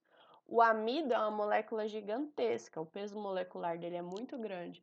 A maltodestrina é uma molécula pequenininha, é um oligosacarídeo. Então o peso molecular dela é muito baixo. Então, se eu comparar o amido com a maltodestrina, em termos de aplicação depois, eu vou ter uma microcápsula que vai formar grumo ou não. Então, é algo que a gente precisa pensar também. Toda vez que eu encapsulo com materiais com alto peso molecular, aumenta a temperatura de transição vítrea, que é aquela temperatura na qual o composto passa de material amorfo para um material colento, borrachento. Então, se eu consigo fazer com que essa temperatura fique mais alta, tem coisa que a temperatura de transição vítrea é perto do ambiente, por isso que ela já vai ficando meio gosmenta, assim, só na nossa manipulação. Congelando, ela não fica, né? Então, se eu faço a encapsulação no material que aumenta essa temperatura, eu vou precisar aquecer muito para ela perder a textura que me interessa. Então, é algo a se pensar também. Ah, eu quero usar um carboidrato. Será que eu uso um carboidrato de peso molecular mais baixo, mais alto? O que que vai facilitar a minha vida depois? Né? São várias coisas a se pensar. Outra coisa, em termos de taxa de liberação, que é algo muito importante quando a gente pensa, por exemplo, nos aromas, nos sabores, né? Ou até nas propriedades. Mas aí a propriedade tem mais a ver com a liberação no intestino. Mas para controlar a taxa de liberação ou a velocidade com a qual a substância vai ser liberada, têm sido empregadas muitas estratégias, como o uso de materiais híbridos, então sempre usar mais de um material de parede, que pode ser com ou sem o reticulante, que é aquele material que faz a cola. E aí até trouxe a palavra que os artigos usam em inglês, essa palavra aqui, ó, um cross-linker, que é algo que faz uma ligação cruzada mesmo, para que eu tenha um material bem coeso, tá? Então, materiais híbridos, adição ou não dos reticulantes nesses materiais, uma emulsão dupla, então eu faço 2 emulsões para fazer o produto, né, ser liberado mais devagar. Usar a nanoencapsulação no lugar da micro, porque aí eu trabalho com partículas menores e aí eu tenho mais área de superfície de contato. E o uso de materiais que interagem fortemente com o núcleo. Um exemplo, lembra que eu já falei lá das ciclodestrinas, que elas têm o núcleo hidrofóbico. Então, quando eu coloco uma molécula hidrofóbica lá dentro, eu formo algumas interações, que são as interações de Van der Waals, que são as interações hidrofóbicas, e isso faz com que essa microcápsula tenha uma interação bastante grande. Tem microcápsula que só forma por adesão, não tem nenhuma interação química acontecendo. Então, essa adesão é uma interação fraca. E é o que a gente tem. Quando a gente faz uma microcápsula, a gente tem 2 perfis de liberação controlada do composto. Aquele que primeiro tem uma explosão de sabor e depois é uma liberação sustentada mais lenta, mas eu tenho uma liberação inicial bem grande do meu composto, tá? E isso aparece quando as microcápsulas têm poros largos ou interação fraca entre material de parede e núcleo, é o que acontece, por exemplo, com a maltodestrina. E eu posso ter uma liberação completamente prolongada quando eu tenho forte interação, que é o que acontece, por exemplo, com a ciclodestrina, pela interação química que acontece entre as moléculas. A gente fazia encapsulação de aroma com ciclodestrina no laboratório e ele ficava mais de uma semana saindo o aroma do material. Aromas que se perdem com muita facilidade, tá? Então, pela escolha do material de parede ou pela forma que eu vou fazer a encapsulação, pelo método, eu posso controlar se eu quero um perfil de liberação com essa cara aqui, que sai de uma vez e depois sobra alguns resquícios para sair depois, isso é prolongado, ou eu posso pensar em algo que eu consigo fazer uma liberação bem controlada mesmo, tá? E a última coisa que é muito importante, que eu quero que vocês lembrem também, é essa aqui. O alvo da liberação da microcápsula. A gente está falando de comida. Se a gente está falando de comida, eu preciso saber aonde que eu quero que essa comida chegue, onde eu quero que esse ingrediente chegue. De novo, é para liberar na boca, é para liberar no estômago, é para liberar no intestino? Então, isso depende 100% das características do meu material de parede. E aí, por exemplo, o artigo na introdução dele, ele fala do alginato, que é liberado direto no intestino, o que está dentro da microcápsula, as lipossomas e liposferas, que a base delas é gorduras, lipídios. São sempre liberadas também no intestino, que é onde ocorre a maioria dos metabolismos. E quando a gente trabalha com algumas proteínas de soro, se elas são agregadas, elas resistem à digestão. Então é bom a gente se preocupar onde eu quero que a coisa chegue, justamente para eu saber o material de parede que eu vou usar, tá? Coisas na boca, normalmente o material de parede é alguns tipos de carboidrato específicos que diluem bem rápido, tá? E aí, o alginato, gente, ele é o campeão de uso com probiótico. Eu até trouxe esse esquema que achei bem bonito, a pessoa fez desse livro, ó. Se vocês quiserem tentar baixar depois, é um PDF que fala de sustentabilidade e ele traz uma parte de microencapsulação de uma levedura probiótica. Essa levedura é liofilizada, então eles pesam a levedura, pegam um becker, preparam uma solução de alginato de sódio 2% com glicerina. Glicerina é um reticulante também, tá? Ele cola. Coloca tudo isso numa seringa estéril, porque eu tô trabalhando com micro-organismo, não quero contaminação. E aí, essa seringa vai passar pelo processo de extrusão. Então, eu vou pingando numa solução de cloreto de cálcio, e aqui está escrito que é 0,1 mol por litro. E aí, conforme eu vou pingando, eu vou formando as microcápsulas, a gente deixa elas em repouso 1 horinha, 2 horas ali, para elas se formarem bem. Filtra com papel de filtro, até com a peneira de cozinha, porque elas são grandinhas, né? E essa microcápsula posso dar uma lavada com água também para tirar possíveis impurezas aí, já que elas estão numa peneira num papel de filtro, né? E aí essa microcápsula está pronta para ser utilizada ou eu posso desidratá-la. Como é micro-organismo, o ideal é liofilizar ou desidratar numa estufa de secagem a vácuo, que aí a temperatura é um pouco mais baixa, ou até fazer uma secagem prolongada aí de uns 50 graus por vários dias, horas, né? Enfim. Mas o alginato, por essa característica que ele tem de liberação no intestino, ele é o campeão para uso para probiótico, tá?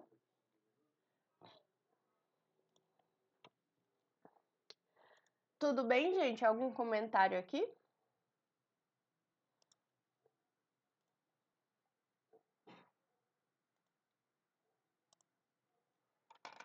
Vocês estão aí? Pararam para ir no banheiro?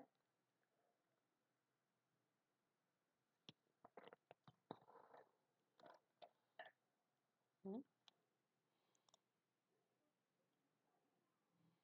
Hum, Pode lavar com água destilada, porque o micro-organismo está protegido, tá? Mas o ideal sempre que se trabalha com micro-organismo, se possível, lavar com a solução salina.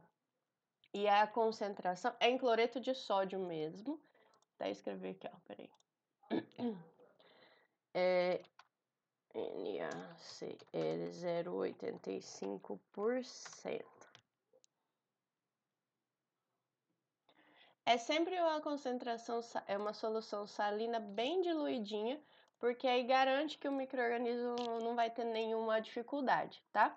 Mas, de novo, como ele está encapsulado, é muito provável que você não tenha nenhum problema, então possa lavar com água destilada também. Mas o ideal é usar a solução salina, porque por via das dúvidas, né? O micro-organismo não gosta de água destilada, tá? Rompe célula. É isso. Se você encapsular qualquer outra coisa com alginato, um pigmento, outras coisas que não micro-organismo, aí pode lavar com água destilada mesmo, tá bom? Lava, deixa secar um pouquinho num ambiente fechadinho, sei lá, num dessecador, numa estufa que tá com uma temperatura bem baixa, e aí é tipo 50 graus, certo? Só para secar bem a superfície dessas microcápsulas para você poder guardar, para não ficar aquele excesso de umidade guardado, tá? E aí, então, o artigo, depois dessa introdução, com todas essas informações que eu quero que vocês lembrem, anotem elas no coração de vocês, começa a trabalhar com os ingredientes ativos em separado e as suas estratégias de microencapsulação. Então, lembrando que são 12 lá os grupos de ingredientes que eles selecionaram, certo? Então, vejam, começando pelo grupo maior, que a gente tem aminoácidos, peptídeos e proteínas. São 3 situações diferentes. Os aminoácidos, que são moléculas sozinhas, e aí também chamados de resíduo de aminoácido, né? Porque a gente nunca fica com ele íntegro. Os peptídeos, que são pedacinhos de proteínas, que são moléculas menores. E as proteínas, que são moléculas de alto peso molecular. Comentei com vocês de uma colega que estava encapsulando insulina com ciclodestrina. Lembra que eu falei? Só que a ciclodestrina é minúscula e a insulina é uma proteína gigantesca. Então, sei lá quantas ciclodestrinas vai encaixando em várias pontas aí, né? Então, para uma molécula grande como uma proteína, a gente tem que pensar nos materiais de parede bem específicos, certo? Toda vez que a gente trabalha com um material menor e mais puro, facilita as nossas escolhas. É muito mais fácil eu trabalhar com a curcumina, por exemplo, como eu trabalhei lá no meu mestrado, que é uma molécula sozinha, pequenininha, o peso molecular dela é 398, eu acho, grama-mol, é bem pequenininho, do que eu trabalhar com um extrato de casca de uva, que é algo que a gente já fez, por exemplo, que é uma mistura de várias coisas de tamanhos moleculares diferentes, tá? Então, sempre quando a gente trabalha com extratos ou com mistura de coisas, a gente tem alguns desafios a mais, e é sempre bom a gente saber qual é o principal composto do extrato para a gente direcionar a nossa encapsulação, tá? Mas voltando ao que a gente está falando aqui, começando com os aminoácidos, então, que são os menores. A gente tem aminoácidos que são solúveis em água e aminoácidos que não são solúveis em água, tá? Os que são solúveis em água, eles têm uma facilidade muito maior de microencapsulação. Eu posso usar vários materiais de parede, várias técnicas e é bem tranquilo. E nunca a gente tem objetivo de melhorar a biodisponibilidade deles. Se eles são solúveis em água, normalmente a biodisponibilidade deles é bem tranquila. O desafio aqui está nos aminoácidos que são pouco solúveis, certo? Então, esses aminoácidos que são hidrofóbicos ou pouco solúveis em água, eles costumam ser responsáveis por um gosto amargo nos produtos. E aí, se eu pego um aminoácido desse e coloco no meu alimento, as pessoas colocam muito em alimento para suplementar atleta, né? Aminoácidos. Quais são os problemas ou quais são os resultados que a gente encontra? O produto vai ter um gosto inaceitável por conta do amargor. Como ele é hidrofóbico, ele tem o que a gente chama de baixa molhabilidade Então ele vai ficar precipitado ali, se é uma bebida, por exemplo, ele vai precipitar na bebida.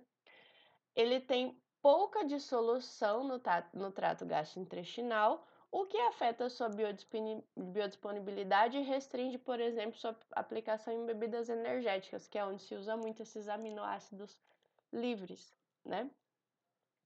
Então, essa insolubilidade atrapalha muito a suplementação desses aminoácidos, os que são pouco solúveis, ok? E aí, o que tem sido feito? E isso já é algo que se tem bastante no mercado. Os aminoácidos que são hidrofóbicos são microencapsulados com gomas, com gorduras ou ésteres de poliglicerol e de ácidos graxos e carboximetilcelulose, que é uma outra goma também. Essa goma acácia, goma arábica, também chamada de goma acácia, é uma goma natural produzida por uma planta que é chamada de acácia, né? E aí ela vai formando essas bolsinhas de goma na parede da planta. E aí tem muita gente que trabalha com essa goma pela característica dela ser produzida de forma natural, né? Pela característica dela ser produzida e não ter aplicação para ela e pelo fato de ser também uma goma natural, tá?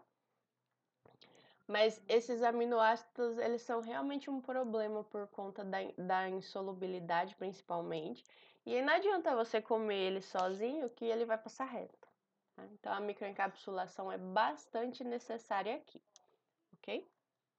Então, usam-se todos os tipos de encapsulantes para aminoácidos, tá? Aqui só alguns exemplos. Em peptídeos, a mesma coisa. Tem trabalhos com encapsulantes à base de proteína, tem trabalhos com encapsulante à base de carboidrato, tem trabalho com encapsulante à base de lipídio. Todos eles vão ter os seus benefícios, os seus desafios, digamos assim. A questão dos peptídeos é pela variabilidade de característica desses peptídeos. Então, eu posso ter peptídeos formados de resíduos de aminoácidos que são mais hidrofóbicos, que são iônicos, né? E aí isso vai mudar muito a característica da possível microcápsula que eu quero formar. Isso vai interferir na interação do peptídeo com o material de parede. O problema dos peptídeos e dos hidrolisados proteicos, que a gente tem muito também para consumo, é que eles são muito perecíveis, são instáveis, são amargos, são higroscópicos, então eles absorvem umidade e formam pelotas, né? E também tem baixa biodisponibilidade. Então, a microencapsulação é para resolver todos esses problemas. E aí o artigo fala do uso de gelatina com proteína de soja juntos, ou zeina do milho, que é uma proteína com glicerol, porque se eu usar só proteína, pela similaridade do material encapsulante com o núcleo, eu posso não ter a proteção que eu preciso, porque eles não vão conseguir ter uma interação muito forte, porque é proteína encapsulando proteína. Então, se usa um material híbrido. Aqui duas proteínas, ó, proteína de soja com gelatina, e aqui a azeína do milho com glicerol, que é um agente de cola, tá? A base de carboidratos também se usam combinações, maltodestrina com goma, alginato com amido ou quitosana. E aí, eu quero liberação controlada, usar alginato. Não, eu não quero liberação controlada, eu quero liberação mais na boca, usar uma maltodestrina, por exemplo, né? A maltodestrina se usa muito em materiais que a gente tem dificuldade de secar. Ela facilita a secagem. Apesar dela ser bem higroscópica, ela é bem menos higroscópica do que esses peptídeos, certo? E a base de lipídios, toda vez que a gente coloca em lipídios, a gente melhora a biodisponibilidade, porque o metabolismo dos lipídios acontece lá no intestino. Então, a gente já sabe que esse material vai chegar lá. A questão é que a microcápsula de lipídio em si não é muito estável, tá? Mas enfim, também é uma possibilidade. E aí existem as lipossomas e as lipoesferas. Lipossomas são bicamadas de fosfolipídios. Lipoesferas, camada interna de ácido graxo e camada externa hidrofílica. E eu sei que lendo isso parece muito chato, mas eu trouxe uma figurinha aqui para facilitar um pouco.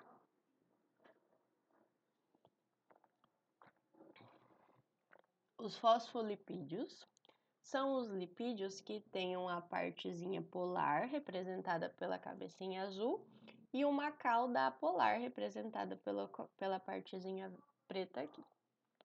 Quando a gente faz uma lipossoma, a gente faz uma camada dupla de fosfolipídio. Vejam que tem um fosfolipídio, uma cabecinha para cá e cabecinha para cá. Então, eu tenho uma parte externa, que tem afinidade com água, já que é a parte polar. A parte que fica para dentro da microcápsula também tem afinidade com água, então eu consigo fazer lipossomas para encapsular coisas polares aqui dentro. E entre as camadas eu tenho a parte apolar. Então, aqui às vezes eu consigo encapsular coisas hidrofóbicas. Então, a lipossoma ela funciona para as duas coisas, tá? Então, é uma camada dupla de um lipídio que tem os dois lados. E aí, para dentro fica a parte polar e para fora fica a parte apolar, para dentro da ligação entre eles, tá? Mas aí, aqui, ó, imaginando que isso é uma cápsula que tem um buraco dentro, no buraco eu tenho uma parte polar e na parte de fora, na capa do meu círculo, da minha cápsula, também tem uma polaridade, então eu consigo diluir essa lipossoma em solução aquosa, tá? Então, isso aqui é característico de lipossoma, essa bicamada de lipídio, de fosfolipídio.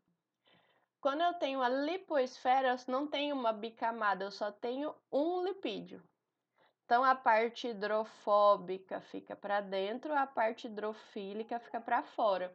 Então, isso aqui é para núcleos hidrofóbicos, tá? Eu não consigo encapsular coisas hidrofílicas em lipoesferas, só em lipossomas. Deu para entender a diferença de um para outro?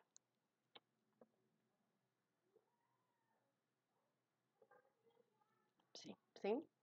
Então tá. E aí, então, a vantagem da gente encapsular com materiais, com encapsulantes lipídicos, é que eu sempre vou conseguir fazer o meu material encapsulado chegar no intestino. Porém, às vezes a própria microcápsula já tem uma dificuldade de manuseá-la, armazená-la pela característica lipídica que ela tem, tá? Então, até tem trabalhos que faz a lipossoma e cobre ela com carboidrato, por exemplo, para conseguir que ela também tenha uma facilidade de armazenamento da microcápsula. São muitas coisas, são muitas coisas. Enquanto a gente fica trabalhando com artigo de revisão, a gente tem isso de, nossa, parece que o universo de microcápsula não acaba. Quando a gente começar a trazer alguns artigos particulares, aí a gente vai conseguir entender melhor o porquê das escolhas e quais são as vantagens de escolher um encapsulante ou outro, tá? Eu vou só terminar a parte de peptídeos, de proteínas, e aí a gente chega por hoje, a gente continua na semana que vem de forma presencial. Bom, vejam que esse primeiro grupo de moléculas que o artigo traz é a parte de aminoácidos, peptídeos e proteínas. Os aminoácidos têm função nutricional muito específica no nosso organismo, especialmente porque a gente tem uma grande quantidade de aminoácidos essenciais que precisam ser ingeridos, e aí vários produtos são suplementados com eles, né? Desses essenciais, boa parte deles não é solúvel em água, então por isso aqueles desafios.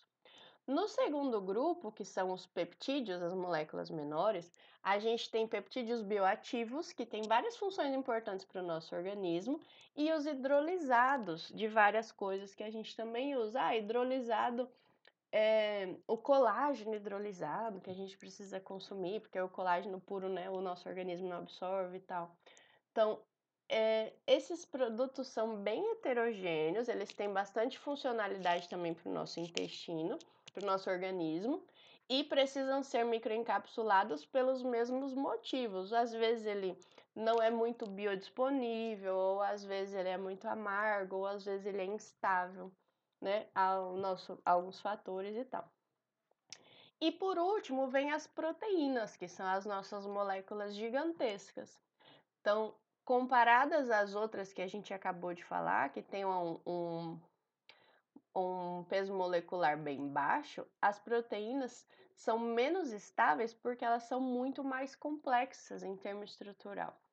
E aí, qualquer coisa desnatura a proteína ou provoca a agregação dela. Calor, luz, oxigênio, um ambiente muito ácido, um ambiente muito básico. E aí, se ela está desnaturada ou agregada, ela perde a sua atividade.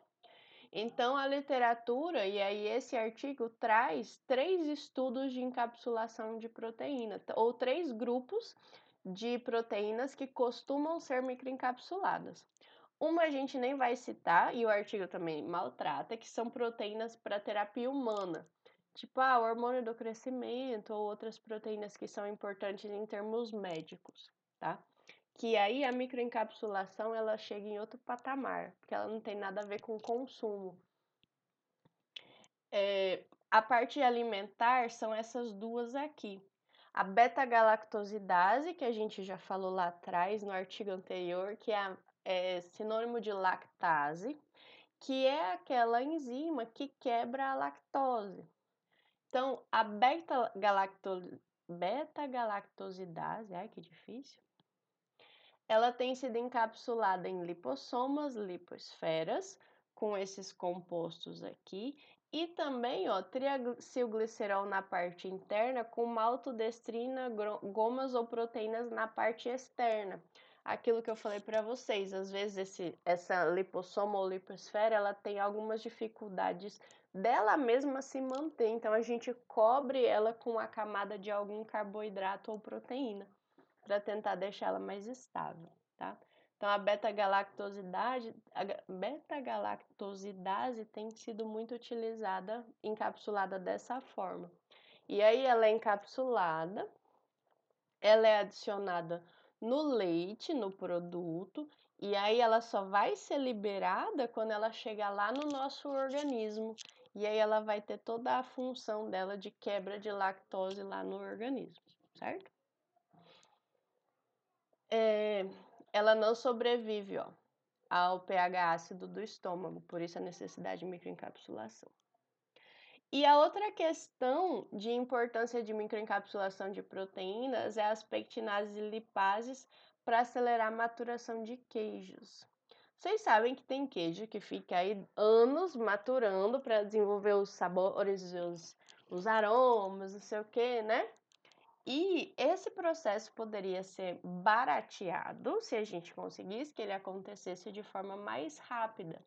E aí a encapsulação dessas enzimas, ela tem feito com que esses processos de amadurecimento, de maturação do queijo seja acelerado.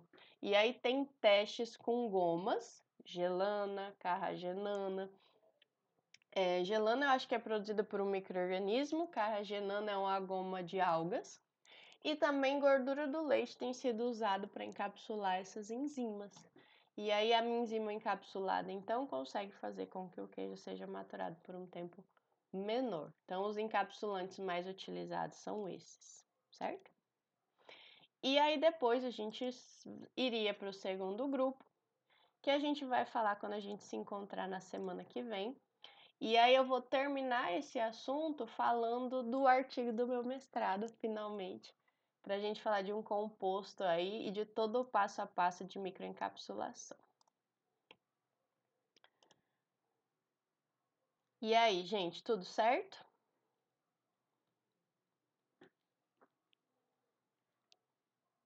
Tô vendo vocês bem sombreados aí. Mas olha, então por hoje é isso.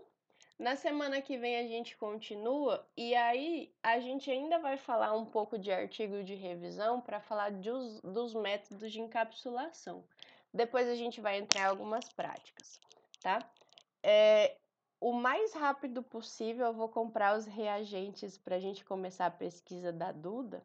E aí a gente pode ir para o laboratório para fazer algumas encapsulações também, tá bom? Para vocês colocarem a mão na massa um pouquinho, certo?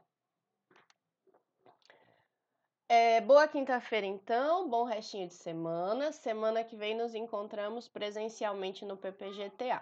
Combinado? Diga. Ah, tenho sim. Deixa eu tirar essa tela aí.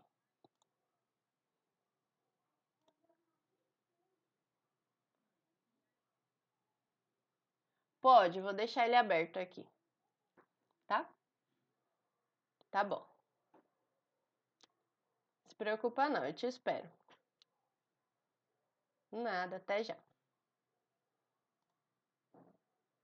Tchau, Felipe, até semana que vem.